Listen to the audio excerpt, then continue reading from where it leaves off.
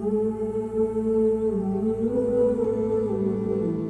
1919, Ireland's War of Independence was underway, with flying columns undertaking guerrilla warfare against the British forces.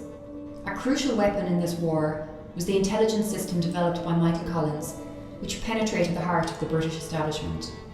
Countrywide, in everyday locations such as post offices, shops and hotels, a network of spies, many of them women, carried out dangerous tasks to gather and transmit intelligence on the movements of the military and police. In October of that year, May Bourke from Knocknavan in North Cork joined the East Limerick Brigade of the IRA across the county border. She was 19 years old at the time, working as a post office clerk at Kilfinnan Post Office in County Limerick, where she cycled every day on her High Nelly bicycle. Through the course of her work at the post office, she began operating as a spy, transmitting copies of British telegrams, phone messages and letters to the Commandant of the East Limerick Brigade.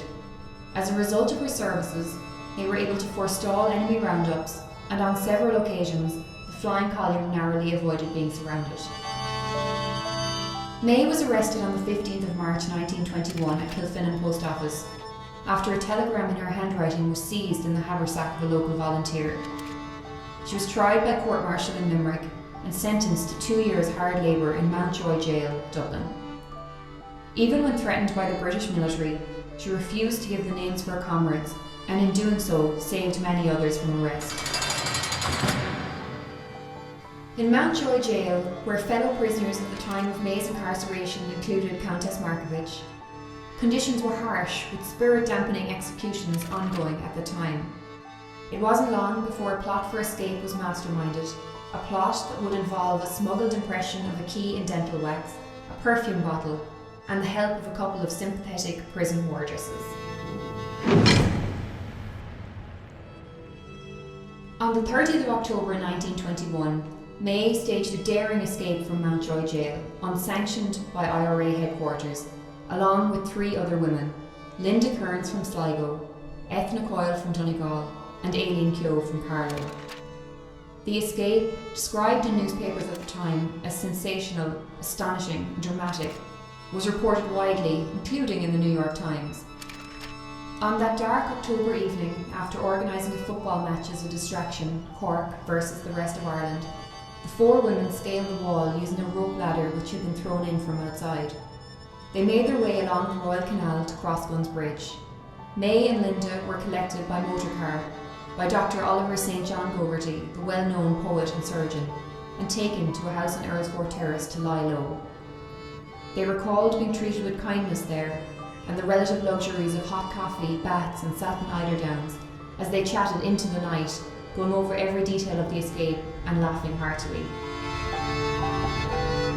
The women were taken to a convent in County Kildare.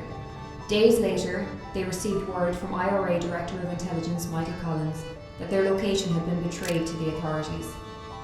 They were moved to an IRA training camp in Duckett's Grove, Carlow, where they got to work, including by organising a small field hospital.